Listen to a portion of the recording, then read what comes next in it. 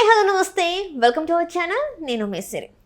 పోసాని కృష్ణమురళి తన పేరు చెప్తే అంటే కొన్ని సినిమాల గురించి కానీ తను మాట్లాడే విధానం గురించి కానీ తను చాలా పాపులర్ అయ్యారు. కాకపోతే ఈ మధ్య ఒక ఇంటర్వ్యూలో తను మాట్లాడిన కొన్ని వ్యాఖ్యలు అయితే సోషల్ మీడియాలో తెగ వైరల్ అవుతున్నాయి. అయితే దానికి సంబంధించి ఇప్పుడు మనకి ఆ కథకి సంబంధించి ఇంకా అసలు ఏం జరిగింది ఏంటి అని వివరించడానికి మనతో పాటు ఉన్నారు ప్రముఖ సినీ క్రిటిక్ యజ్ఞమూర్తి గారు. నమస్కారం సార్. నమస్తే సిరి.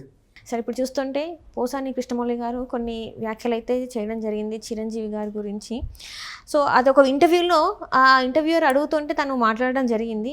సో తను మాట్లాడిన దాంట్లో నిజంగా అది వాస్తవం అంటారా, లేకపోతే అది ఇంటర్వ్యూలో తను కొంచెం హైలైట్ అవ్వడానికి అలాంటివి మాట్లాడారంటారా? అసలు దేనికోసం అట్లా మాట్లాడారా సార్? ఇప్పుడు ఏదైతే సోషల్ మీడియాలో వైరల్ అవుతున్నాయో అతని మాటలు, అవన్నీ కూడా అతనికే నెగిటివ్ అవుతున్నాయి.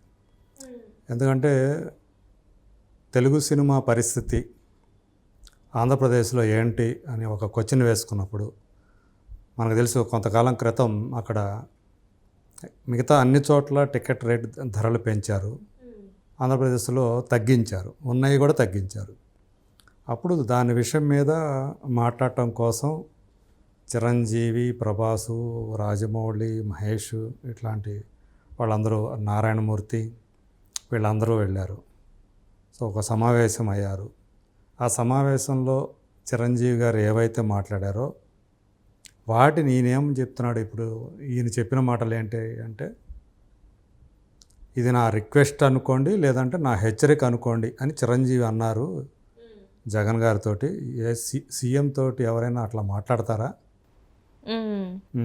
ఒక తమ్ముడు లాగా ఉంటాడు, అట్లాంటిది ఆయన అట్లా మాట్లాడేశాడు అంటే అవతల ఆ ఇంటర్వ్యూయర్ చిరంజీవి గారు నిజంగానే అన్నారు అంటే తల్లి సాక్షి అని మళ్ళీ ఈయన అనటం. మరి ఎందుకు రాలేదు అంటే మీడియా అంతా కమ్మ మీడియా వాళ్ళందరూ కూడా ఇట్లాంటి రాకుండా వాళ్ళు ఎందుకు వేస్తారు, వాడు రెడ్డి నా కొడుకుని తొక్కేయాలి అని ఈయన మాట్లాడుతున్నాడు. ఎవరిని నా కొడుకుని తొక్కేయాలి అని కమ్మోళ్ళు అనుకుంటారని ఈయన మాట్లాడుతున్నాడు అనమాట. అక్కడ జరగంది, కాకపోతే జరగందే జరిగినట్టు ఈయన ఊహించుకొని చెప్తున్నారంటారా? చెప్తున్నాడు. పైగా సీఎంను పట్టుకొని నా కొడుకునని ఈయన అంటున్నాడు. అంటే వాళ్ళు అనుకుంటారని ఈయన చెప్తున్నాడు. సరే, మీడియా మొత్తం కమ్మ మీడియా కాదు కదా, మిగతా మీడియా ఉంది కదా, సాక్షి ఉంది కదా, వేరే ఉండయి కదా. సో వాళ్ళ అనుకూలమైనటువంటి మీడియాలైనా సరే అది రావాలి కదా. మరి అది ఎందుకు రాలేదు? సరే, ఇవన్నీ కాదు. ఇంతకీ ఆ రోజు మీటింగ్ జరిగింది అక్కడ సీఎంకి సంబంధించినటువంటి కాన్ఫరెన్స్ హాల్లో. దాన్ని బయటికి పంపించేది ఎవరు? ఎడిట్ చేసి సీఎం ఆఫీస్ నుంచి, అంటే సీఎం ఆఫీసే. సో వాళ్ళే ఎడిట్ చేసి అది బయటికి పంపిస్తారు. మరి ఎక్కడా రాలేదు అంటే ఎవరు దాన్ని చేశారు అంటే చిరంజీవి గారు చెప్పినటువంటి ఇది వారి రిక్వెస్ట్ అనుకోండి, లేదంటే హెచ్చరిక అనుకోండి అని ఏదైతే చిరంజీవి గారు అన్నారో అది సీఎంఓనే బయటకు పంపలేదు కదా. మరి దాన్ని బట్టి అప్పుడు మీరు ఎవరిని బ్లేమ్ చేయాలి? మీరు చిరంజీవి గారి మీద మీరు ఇష్టం వచ్చినట్టు నువ్వు మాట్లాడేసి, అసలు నువ్వేం చేసావు? అసలు నువ్వు అక్కడ ఏం చేస్తున్నావు? నీకు ఇచ్చింది ఎఫ్డీసీ చైర్మన్ ఇచ్చారు నీకు. ఎందుకు ఇచ్చారు? నువ్వు నోరు చేసుకొని మాట్లాడతావు కాబట్టి, హావభావాలతోటి సినిమాల్లో ఏవైతే రకరకాల విన్యాసాలు చేస్తావో అట్లా హావభావ విన్యాసాలతోటి నువ్వు చేస్తావు కాబట్టి కొంత అటెన్షన్ జనాలు ఉంటుంది కాబట్టి, సో దానికి పనికి వస్తావు అనుకొని అది ఇచ్చినాడు. యాక్చువల్గా ఎఫ్డీసీ చైర్మన్గా నువ్వు చేయాల్సిందేంటి? అదేంటి ఎఫ్డీసీ అంటే? ఫిలింకి అలాగే టీవీ డెవలప్మెంట్ చైర్మన్ నువ్వు. అదొక కార్పొరేషన్. సో నువ్వు ఆంధ్రప్రదేశ్లో సినిమా అభివృద్ధికి లేదా టెలివిజన్ పరిశ్రమ అభివృద్ధికి నువ్వు ఏదైనా చేస్తావని కదా నీకు అది ఇచ్చారు. మరి అప్పటి నుంచి నువ్వు ఏం చేసావు అసలు? ఆంధ్రప్రదేశ్లో సినిమా అభివృద్ధి కోసం నువ్వు అసలు ఏం చేసావు? లేదా వేరే ఏదైనా ఎంటర్టైన్మెంట్ రంగం అభివృద్ధికి ఒక ఎఫ్డీసీ చైర్మన్గా నువ్వేం చేసావు? అసలు ముందు నువ్వు అది కదా నువ్వు చూసుకోవాల్సి ఉంది. అవన్నీ మానేసి వీళ్ళ మీద రాళ్ళేయటం, నోటుకు వచ్చినట్టు ఏదో నువ్వు మాట్లాడేస్తూ ఉంటావు. చంద్రబాబు నాయుడు గురించి మాట్లాడేస్తావు, లోకేష్ గురించి మాట్లాడేస్తుంటావు, ఇవన్నీ మాట్లాడేస్తుంటావు. కానీ నువ్వేమైపోతున్నావు అంటే నువ్వు అంత నేను చెప్తున్నంతా కూడా చాలా నిజం, సో అవతల వాళ్ళందరూ కూడా ఇలాంటి దుర్మార్గాలు చేస్తున్నారు అని చెప్పేసి ఏదో నోటుకు వచ్చినట్టు మాట్లాడేస్తున్నావు. ఈరోజు నీ పరిస్థితి ఏంటంటే ఎవ్వరూ కూడా నీ మాటలు విశ్వసించట్లే. ఒక విదూషకుడు టైప్లో తయారైపోయాడు ఇవాళ పోసాని కృష్ణమురళి. అంటే ఇండస్ట్రీలో అందరూ కూడా ఒక కమెడియన్గానే అనుకుంటున్నారు. ఆయన తెర మీదే కాదు, తెర బయట కూడా ఆయన ఒక కమెడియన్ తరహాలో మారిపోయాడు.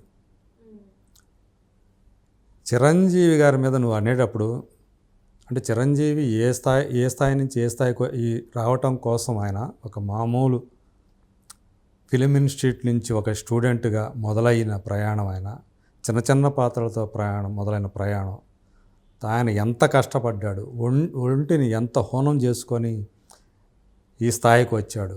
అందరితోటి కూడా ఒక వినయ విధేయాలతో మెలుగుతూ డౌన్ టు ఎర్త్ ఉంటూ స్టిల్ ఇప్పటికీ ఆయన అదేగా ఉన్నాడు. మెగాస్టార్ అయినప్పటికీ కూడా ఈరోజు ఆయన మనుషులతో ఆయన వ్యవహరించే తీరులో మార్పు ఏం రాల. సో అది ఆయన సంపాదించుకున్నటువంటి గౌరవ మర్యాదలు ఇండస్ట్రీలో.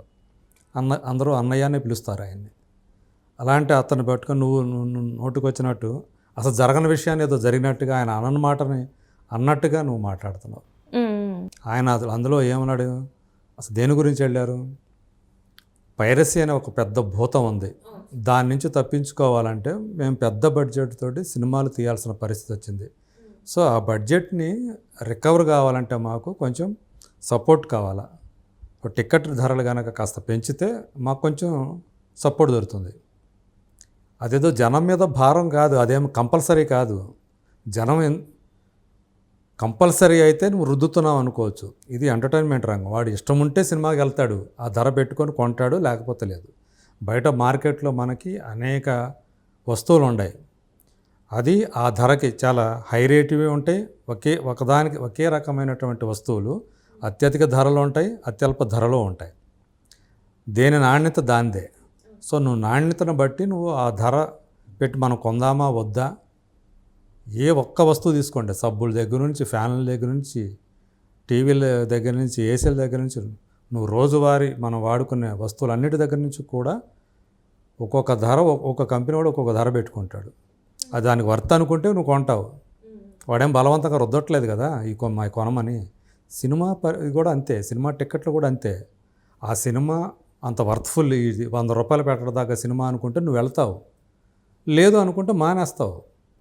అందుగురించే పెద్ద పెద్ద సినిమాలు కూడా జనం రాక ఫ్లాప్ అవుతాయి, ఎందుకంటే జనం దానికి ఇష్టపడరు. సో చిన్న సినిమా అయినా సరే 200 పెట్టైనా సినిమాకి వెళ్ళి చూసి వస్తారు. కథ బాగుంటే చూసేసి వస్తారు. అది ప్రేక్షకుడి యొక్క ఛాయిస్.